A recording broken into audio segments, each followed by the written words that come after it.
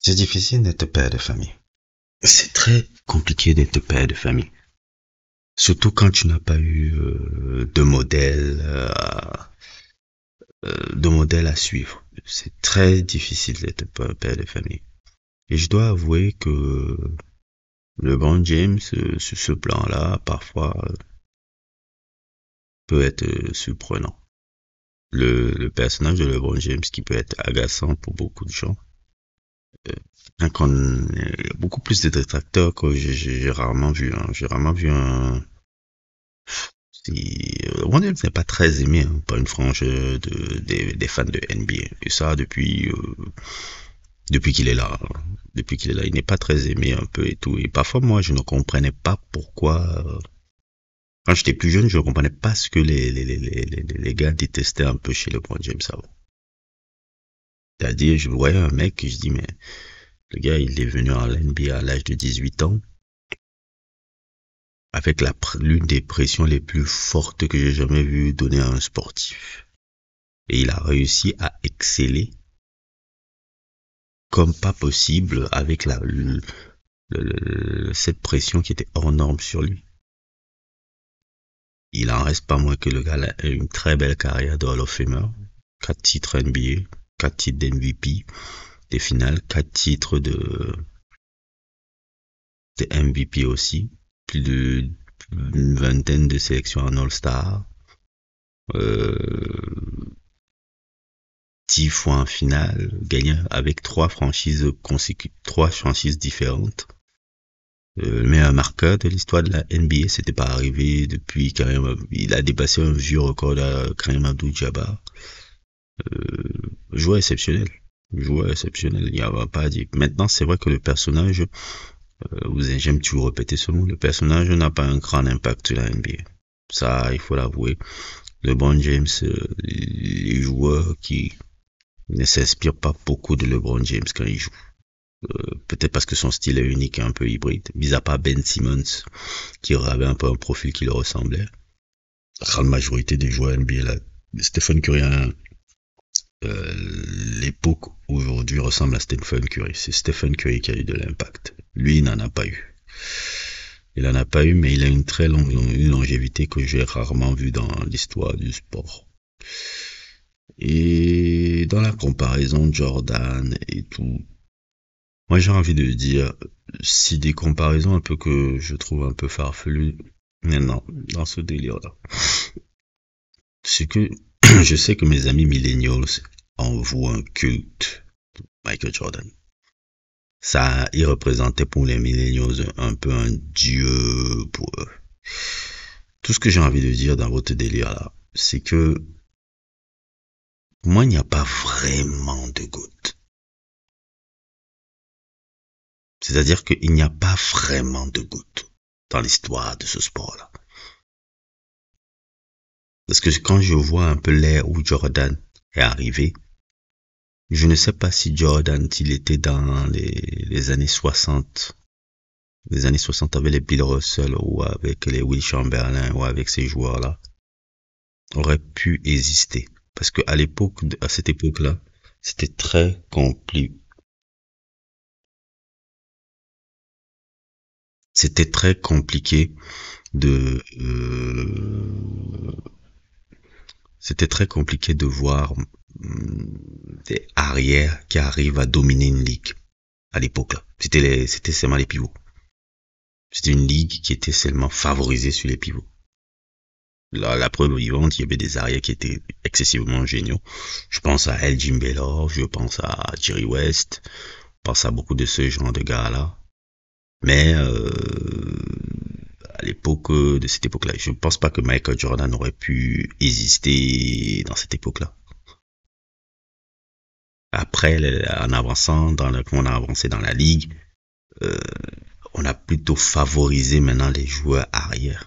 Et après, c'est là où il est devenu ce qu'il est devenu. Mais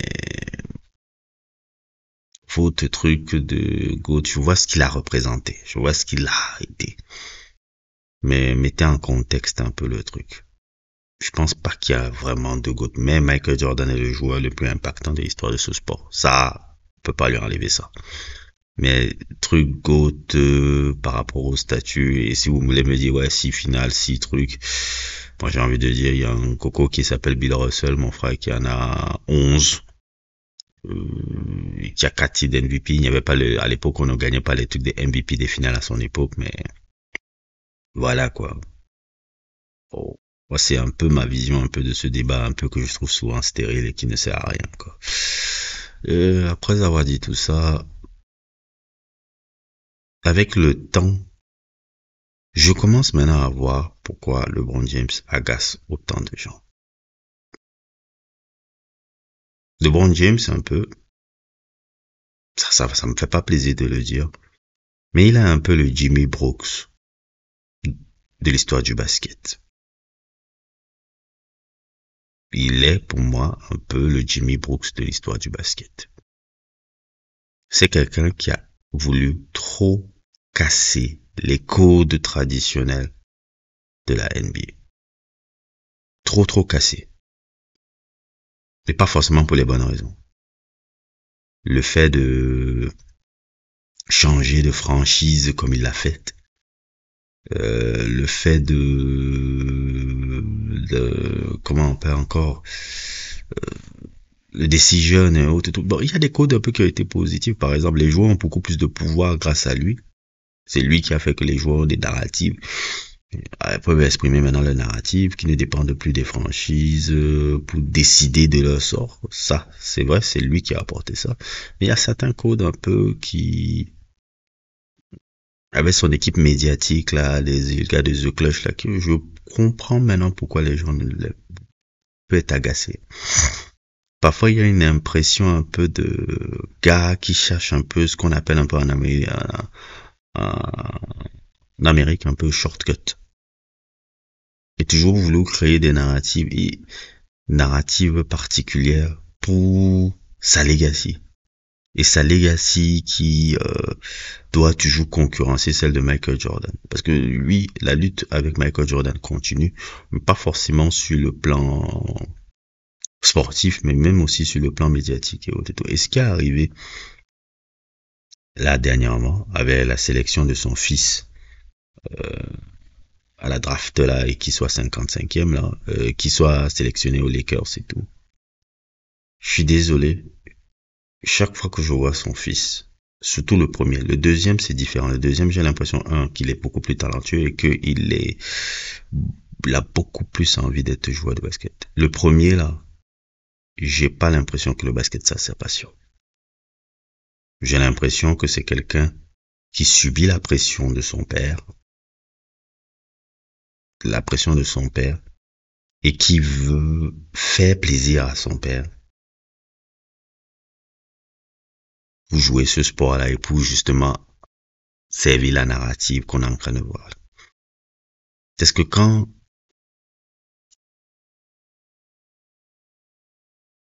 je veux pas décrire les éducations des gens, chacun éduque ses enfants comme il veut. Et je peux comprendre un peu par rapport au vécu de LeBron James, ce qu'il fait un peu, il est hyper présent dans la vie de ses enfants. Ça, je peux pas lui en vouloir. C'est bon, c'est une bonne chose. Mais je trouve que ce qu'il fait à ce gamin-là, ce n'est pas top. De l'œil extérieur, là, de subir la pression, c'est pas pour rien que ce gamin-là, à un moment donné, a eu un problème cardiaque. Ce n'était pas un problème, c'était une pression psychologique qu'il vit.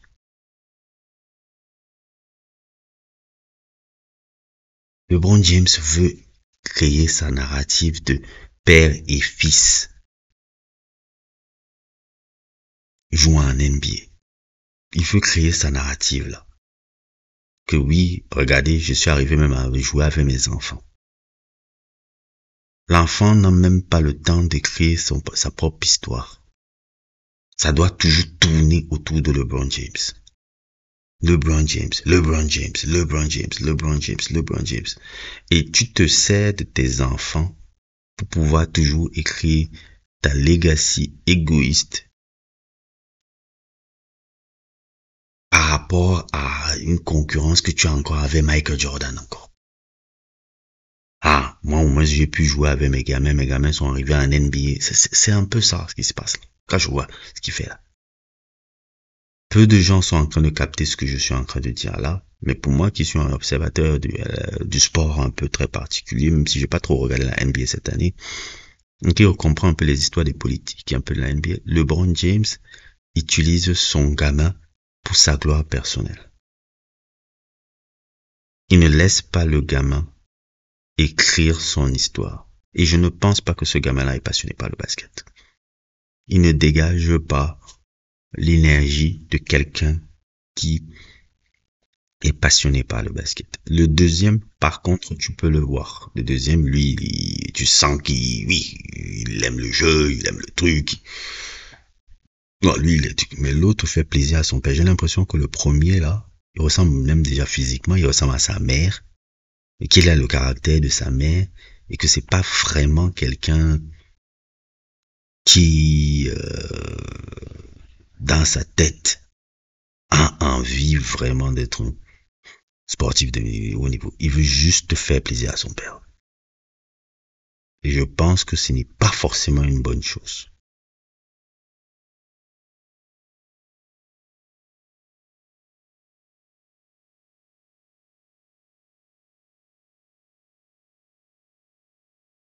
Je pense qu'un gars comme Bronny James a d'autres aspirations que d'être basketteur. Seulement, il ne s'est pas encore rebellé avec un père omniprésent comme celui-là, qui veut tout, qui est un hyper narcissique, qui veut toujours contrôler ce que les médias soient sur lui dans des narratives bidons comme il aime faire là. Et je peux comprendre maintenant pourquoi il y a longtemps, il y a une frange non négligeable de fans de NBA qui n'aiment pas ce gars. Parce que maintenant, avec le temps, je commence à voir un peu les patterns qui énervent chez ce gars. C'est même un truc encore qui m'agace un peu chez lui, chez LeBron James. C'est qu'il ne peut pas supporter ne pas être au centre de l'attention médiatique. Je vais prendre un exemple. Quand il y a par exemple des situations rocambolesques aux États-Unis ou sur d'autres trucs, tu vas le voir toujours tweeter pour toujours prendre de l'attention. Ou bien même s'il y a une finale NBA qui n'est pas là, tu vas le voir tweeter sur peut-être le joueur qui est en train de faire le meilleur truc et tout, pour toujours mettre sa face sur le truc hot du moment. C'est comme un peu quand vous le voyez même au Kenny Pop Out. Vous allez me dire, oh ouais, il peut s'amuser ou tout, mais non, c'est pas le truc. Dans le truc hot du moment, il faut qu'il soit là et qu'on voit LeBron James. Alors que pourtant, lui, c'est le meilleur ami, un de ses meilleurs potes, c'est Jimmy. Jimmy est un de ses meilleurs potes. Mais le mec, je n'ai pas compris pourquoi il est parti même, pourquoi il est parti là-bas chez Kendrick. Oui, je peux comprendre qu'on veut s'amuser, mais moi, je suis Jimmy, je me dis, mais Coco, tu pars venir danser sur la musique, d'un gars qui me dit que je suis un pédophile. On est qu'on est censé être potes. Ça, c'est quoi ça? Et c'est ça, dès qu'il y a un truc qui a l'attention, il faut que LeBron James soit là. C'est la même chose avec ce truc encore là, de son fils qui joue en NBA. Je trouve très triste la pression qui est donnée à cet enfant-là. Très triste. C'est vrai que moi, je sais que c'est pour ça que je veux pas avoir d'enfant, parce que je pense que je pourrais être ce type de parent-là. C'est-à-dire ce type de parent-là qui avait certaines aspirations et va le donner à ses enfants en essayant de le transformer. C'est pour ça que j'évite ça, parce que je sais que si j'ai des enfants, je vais avoir un peu ça, parce que je voudrais vraiment tellement le transmettre, tout le savoir et tous les trucs que j'ai développés sur le tas. Je sais que s'il le développe sur le tôt, il pourra réaliser des choses que je n'ai pas pu réaliser. Je me connais, c'est pour ça que j'évite d'avoir des enfants. Parce que je me connais, je sais que je vais lui faire ça. C'est pour ça que j'ai décidé, non, je veux pas, je vois les traumatismes que ça a donné. Je vois Michael, je vois même les Serena là. Vous allez me dire, oh, les Serena sont devenues des grands championnes. Oui, elles sont devenues des grands championnes aussi. Je suis d'accord, mais regardez un peu Serena Williams, il y a beaucoup de traumatismes. Beaucoup, beaucoup, beaucoup. Regardez même un peu le visage qu'elle a là. Il y a des grosses séquelles, humainement, qui se sont passées. Même Tiger Woods.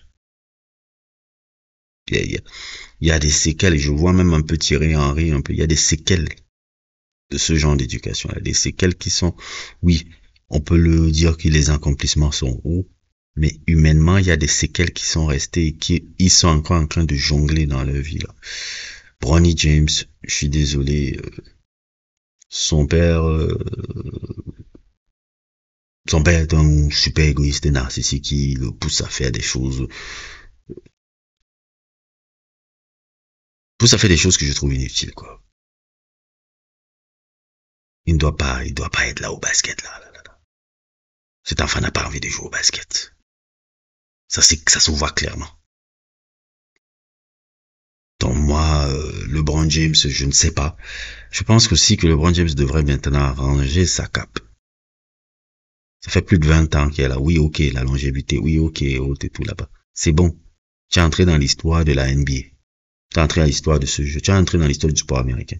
Qu'importe ce que les détracteurs peuvent te dire, tu es dans l'histoire du sport américain.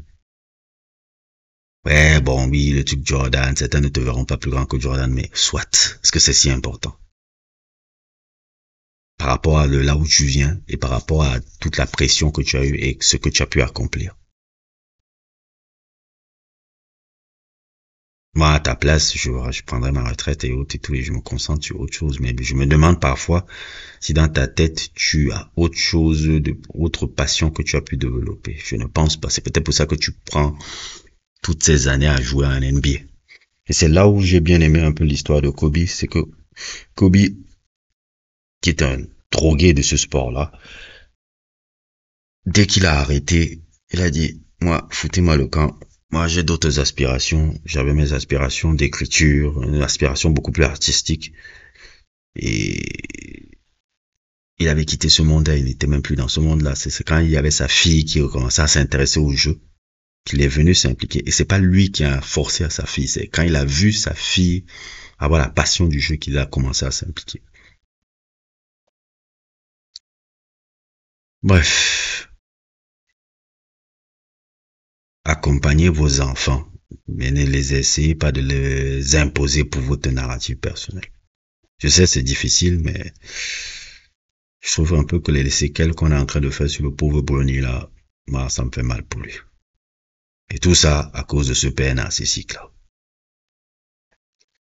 N'hésitez pas à liker, n'hésitez pas à vous abonner et à plus pour d'autres aventures.